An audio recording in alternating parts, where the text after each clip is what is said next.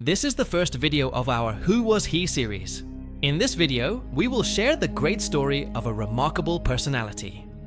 So come on friends, let's begin. On a small sun-drenched island in the Aegean Sea, far from the powerful city-states of Athens and Sparta, a child was born around 460 BC. A child who would one day be remembered as the father of medicine. Now, his name was Hippocrates, and his birthplace was the island of Kos. Kos was not just an ordinary island, it was a place shrouded in myths where stories of healing and the divine mingled with daily life. The people of Kos claimed direct connection to Asclepius, the Greek god of medicine. And Hippocrates' own family proudly traced their bloodline back to this deity, giving him a reputation of being almost half mortal, half divine. But unlike the temple healers of his time, who relied on chants, prayers, and sacrifices to the gods, Hippocrates would grow into something different. Kos was his classroom.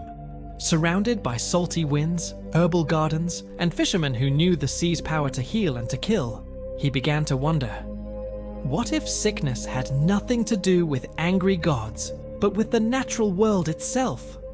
The boy from Kos was about to challenge centuries of superstition and change the future of medicine forever. Imagine being told from birth that your blood carried the power of a god. That was Hippocrates' reality. His family on Kos claimed direct descent from Asclepius, the legendary god of healing, a figure both worshipped and feared. Ancient tales whispered that Asclepius could raise the dead, a gift so dangerous that Zeus struck him down with a thunderbolt. To ordinary Greeks, being tied to this bloodline meant one thing: destiny. The young Hippocrates grew up surrounded by this aura of divinity. Priests of healing temples watched him with suspicion, expecting him to inherit their sacred role, performing rituals, burning incense, and whispering prayers over the sick. But Hippocrates was different. Instead of being satisfied with chants and sacrifices, he studied, he observed, he questioned. Why did wounds heal faster when cleaned with wine? Why did fevers sometimes break after certain foods? If illness truly came from the gods, why did herbs, diet, and rest seem to cure it? These questions weren't harmless curiosity. In a world ruled by superstition, they were dangerous. Hippocrates wasn't just the descendant of a god.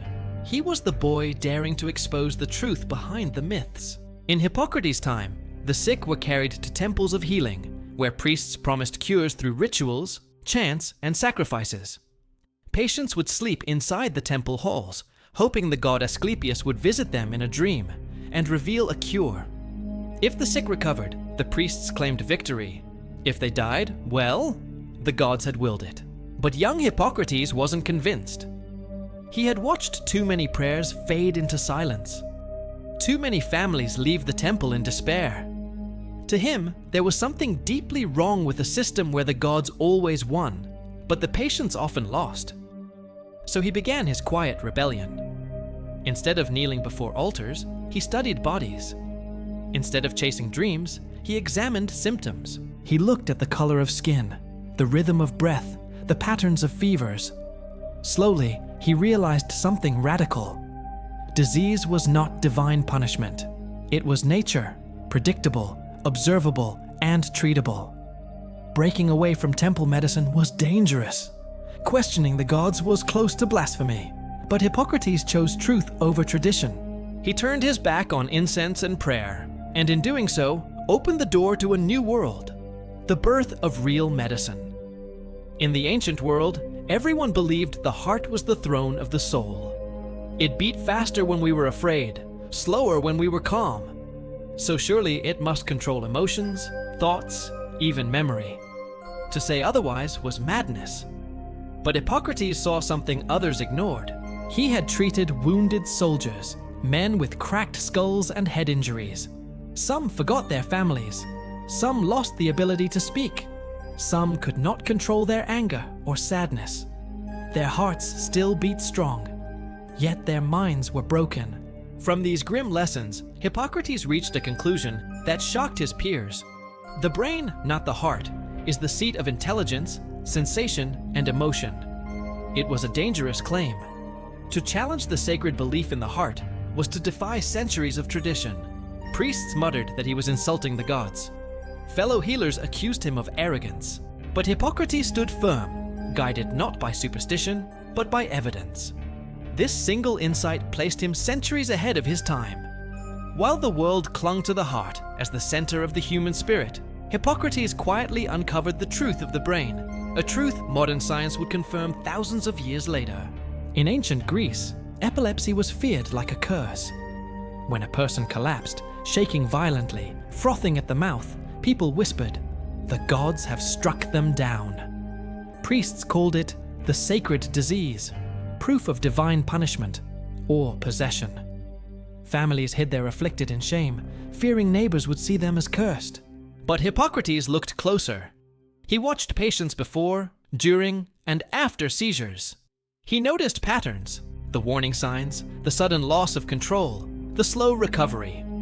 And then he wrote something so bold, it would echo through centuries.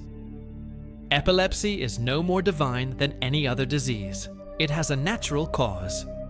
To say this in his time was dangerous, even heretical. He was stripping the gods of their power over illness. He claimed epilepsy was not punishment, but a disorder of the brain. This wasn't just science, it was rebellion. By calling the sacred disease a simple illness, Hippocrates challenged the entire foundation of temple medicine. And here lies his genius. He didn't just treat the body, he fought to free the mind from fear.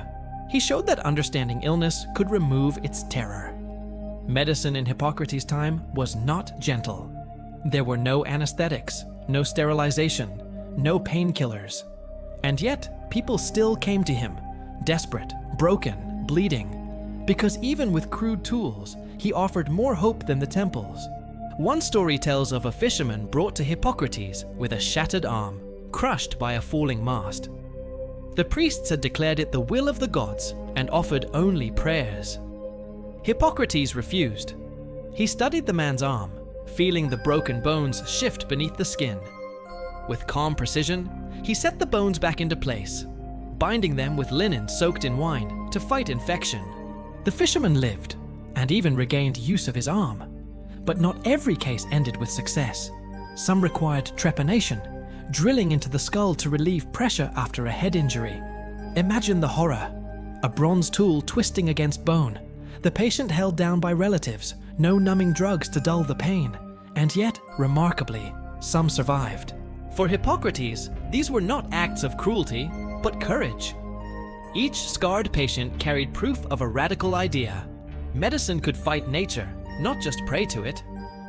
Hippocrates is remembered for one of the most powerful phrases in medical history. First, do no harm. But what most people don't know is how deeply personal this rule was in his life. He had seen young healers, eager to prove themselves, attempt risky cures that only made patients worse. He had seen families lose loved ones not to disease, but to reckless medicine. Hippocrates swore he would never let pride guide his hands. There's a story told of an Athenian nobleman, gravely ill, brought to Hippocrates for healing. His family begged him to attempt every cure, no matter how dangerous. But after examining the man, Hippocrates calmly told them, to treat him would bring more suffering than relief. Better to leave him in peace. It was a shocking answer. Other healers might have tried anyway, just to earn a fee or fame. But Hippocrates refused. He believed medicine was not about showing off skill, it was about protecting dignity, even in death. This honesty earned him both enemies and respect. To some, he seemed cold. But to those who understood, he was something greater, a doctor who valued life too much to gamble with it. Hippocrates was more than a healer. He was a detective of the human body. Where priests looked for divine signs, he looked for patterns, and his methods were surprisingly modern. When a patient arrived, Hippocrates didn't just ask, "What hurts?" He wanted to know everything. What do you eat? How do you sleep? Do you live near the sea or the mountains? What winds blow through your town? To him, illness was not random. It was shaped by environment, lifestyle, and climate. In one famous case, he treated a village struck by recurring fevers. Instead of blaming angry gods, Hippocrates studied the surroundings. He noticed the village sat near stagnant marshes. The mosquitoes swarming in the warm, wet air were the real culprits. Though he didn't know the word malaria, he understood the connection.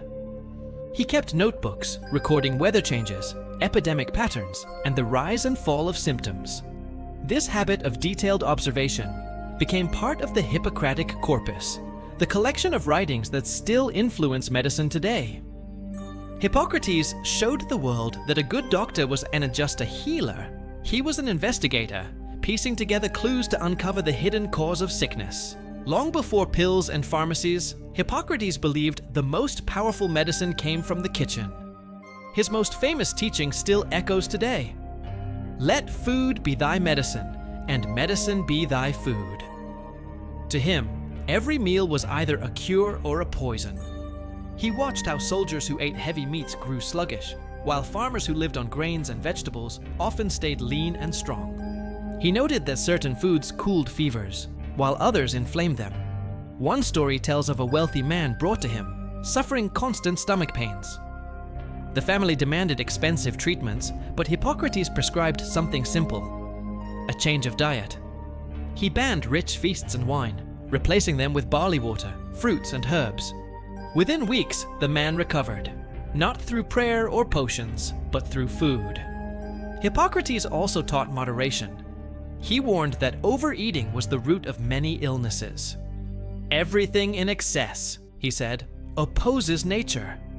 His wisdom sounds like modern nutrition advice, yet it was spoken over 2,000 years ago. By treating food as medicine, Hippocrates gave ordinary people power over their health. A revolutionary idea in a time when most thought only the gods controlled sickness. In the small towns of ancient Greece, rumors spread faster than fire. A single whisper about a nobleman's illness or a soldier's weakness could destroy reputations, families, even entire careers. Hippocrates knew this, and that is why he demanded absolute secrecy from his students. In his teachings, he wrote that whatever a physician sees or hears in the home of a patient, he must keep silence about it, as it is not fitting to speak of it abroad. This was more than a rule. It was the birth of medical confidentiality. There's a story told of Hippocrates being summoned to treat a powerful leader suffering from a private, shameful condition. Other healers would have bragged for fame, but Hippocrates said nothing, not even to his closest students. The man recovered, and his respect for Hippocrates spread farther than any rumor ever could. This secrecy gave patients something priceless: trust. They could speak freely about their pain, their habits, even their secrets, knowing the doctor would not betray them. It is why the Hippocratic Oath, taken by doctors even today, includes a vow of silence. Because Hippocrates understood, healing the body also required protecting the dignity of the soul. In Hippocrates' time, many so-called healers treated medicine like a marketplace. They charged outrageous fees, promised miracle cures, and preyed on the desperation of the sick. Some even offered special treatments only to the wealthy, leaving the poor to suffer. Hippocrates despised this. To him, medicine was not a trade. It was a sacred art. He warned his students never to let greed guide their hands. A true physician, he said, must treat both rich and poor, both slave and free, with the same dedication. One tale says Hippocrates once treated a humble farmer for free, refusing payment. When asked why, he replied, "Health is a gift to all, not a privilege for the wealthy." His words spread, earning him the love of common people, but also the anger of greedy healers who lost business to his honesty. He taught that doctors should earn respect not by wealth, but by their skill, compassion, and fairness. Even today, the debate about money in medicine continues. Yet Hippocrates had already drawn his line in the sand 2,000 years ago. A doctor's first duty is not to profit, but to heal. When Hippocrates died around 370 BC, he left no golden monuments, no armies, no empire. What he left was far greater: an idea. That medicine could belong to reason, not superstition. That healing could be studied, recorded, improved, and passed on. His students preserved his notes, cases and teachings in what became known as the Hippocratic corpus, nearly 60 medical texts that traveled across centuries. Roman doctors studied them. Arab physicians in the Golden Age translated them. Medieval Europe copied them into manuscripts. Even during the Renaissance, when science began to awaken again, doctors still opened their studies with Hippocrates' words. The Hippocratic Oath, his timeless code of ethics, became a ritual for physicians across generations. And though rewritten, its spirit remains: confidentiality, compassion, and the sacred duty to heal. To this day, doctors around the world still pledge his oath when entering the profession. Hippocrates' legacy is not just history. It lives in every hospital, every clinic, every act of care. He was not a god, though many believed his blood carried divinity. He was something far greater, a man who dared to challenge fear with truth, and in doing so, became immortal. Hippocrates may have lived over 2,000 years ago, but his ideas still breathe inside every doctor's office, every hospital, every act of care today. He tore medicine away from superstition, gave it to reason, and left behind a legacy that made him not just the father of medicine, but the father of medical ethics itself. He was born on a small island, descended from gods, yet dared to defy them. He set broken bones, studied the skies, healed with food, and demanded compassion above profit.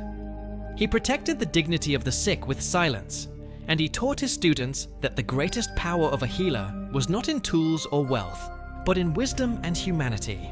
Hippocrates left no empire behind, but his influence stretched farther than any conqueror's army. His truth became immortal, and this is why, even today, we remember him. We create these types of stories for you, stories that uncover the hidden lives of history's most fascinating people. Subscribe to us for more interesting stories, because the past is full of secrets waiting to be told.